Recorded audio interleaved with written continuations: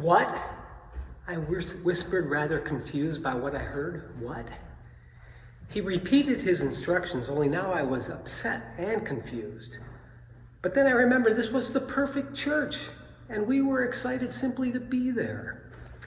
The perfect church, I'd read about in magazines and in books, and they were right. Everything was perfect. The way people looked, impressive. The way they dressed and smiled. Everything about them said, not bad at all. The sanctuary was awesome, spotless. Obviously a place that if I were God, I would love to hang out. It was plush and everything looked impeccable. About 35 years ago, actually it was about 40 years ago, we were on vacation. And both of us had heard wonderful things about this church. It was growing by leaps and bounds. There were programs and events for everybody. They had things 724 long before that was a fashionable expression. The music was excellent, the preaching inspiring. And maybe if you had visited that church that Sunday morning, you wouldn't be here today. Everything about that place was perfect. So like thousands of others, Cindy and I and our 3-month-old daughter, Katie, we made our way to the sanctuary early Sunday morning. We wanted to be a part of God's perfect people. The usher handed us a program. Even it was perfect, full color on glossy paper. Then we sat down to prepare ourselves for worship, but it was difficult not to look around, hard not to be impressed. Katie snuggled and slept on Cindy's shoulder. The piano player played pre-service music. It was an assortment of contemporary Christian music, and it too was perfect.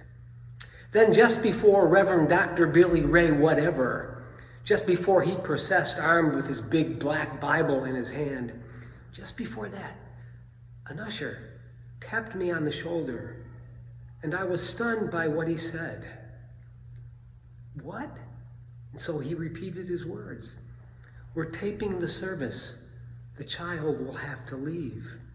Now, unlike some people, we have always known our children weren't perfect. We've known what some parents don't seem to understand. The world doesn't revolve around their or our kids. And our kids have known perfectly well for a long, long time. They don't have perfect parents either.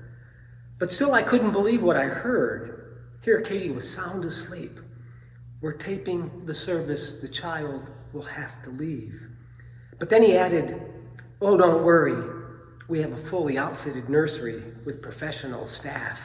The child will be fine. Yes, indeed, it was the perfect church. And God forbid a child should make a peep during the pastor's pious prayer. God forbid the taping of their service not be perfect. God forbid someone watching might realize that there were infants out there and one of them made a noise. Sort of ironic, isn't it?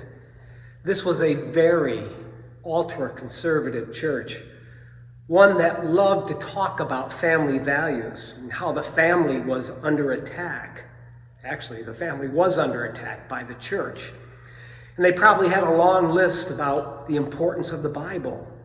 They probably said impressive things about the good book, and yet they seemed to completely miss the point. What is much more important than the Bible is the living word of Jesus, the Spirit of Christ that still speaks today. I'm glad this reading was assigned this morning, a week after Rally Day and Sunday school resumes. I hope we really hear what Jesus said. There always needs to be a place for little ones, not just children, but for anyone without power or proper credentials, those without the best connections. That's what Jesus meant. So may we be mindful that to be a follower of Jesus means to be a servant. Greatness is found in low places. It seems that there is no task too insignificant for me or you to do. It means serving coffee during coffee hour, helping a neighbor, or preaching are just different modes of serving, but one is not better or more necessary than the other. A young rabbinical student asked his elderly rabbi, "Rabbi, why don't people see God today as they did in the olden days?" The wise old rabbi put his hands on the student's shoulder and said, "The answer, my son, is because no one is willing to stoop so low." Spot on in my book. No one is willing to stoop so low. All of you know we are far from a perfect church, but I hope we are always a church that stoops low. Every time we meet with people who are interested in joining the church, at some point in that gathering, I say something like, "I will, if I haven't already, I will disappoint you. Something I say or do will trouble you. And if not me, then someone else. And I hope when that happens, you'll come to me or that person." None of us is perfect. No one has all of the answers, but we are always better together. Thinking about our children program, I sometimes get more than a little discouraged. I remember my very first Children's Day here 20 years ago. We probably had 50 or 60 kids participating in Sunday school. Nowadays, we're lucky to have 8 or 9.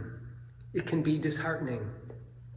But when I step back and I look at the larger picture and think about the number of families we are touching through the Village Nursery School, this year 37 families, and then the countless families we are touching through the youth center, and none of that would happen, none of that would take place were it not for the work of this church. Some people choose to be involved in all things, the nursery school, the youth center, and the church. Others make different decisions. But the combined reach of what happens right here redounds throughout our community. And again, none of that would be possible were it not for the motley crew that shows up here Sunday after Sunday.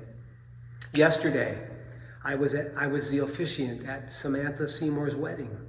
A few weeks earlier, Megan Hopper. Both of them grew up right here in this church, went to college, moved away.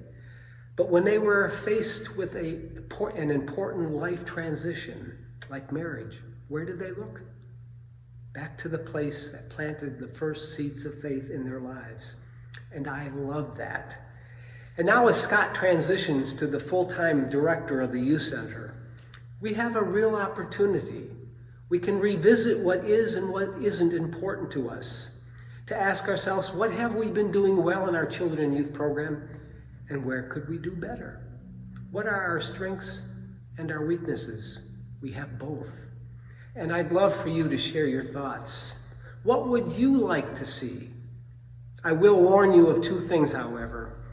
No one we hire will work miracles. But if we work together, we might be able to do something extraordinary. And the second warning, the children's program of tomorrow will not look anything like the children's program you grew up with if you went to church as a child. Children and youth today are engaged in so many different activities that most of us weren't when we were their ages. I grew up with a stay-at-home mom. Most families today don't have that luxury. We can complain about that, say there shouldn't be sports activities on Sunday, or we can look for creative ways of making connections. If not here on Sunday morning, maybe at Wayfarers on a Saturday morning, or the soda shop one day after school. The goal is not to make the church great again, but to discover ways of enriching the lives of those in our community with all of the challenges that families face today. The real question is, what can we do to make your life a little richer? Amen.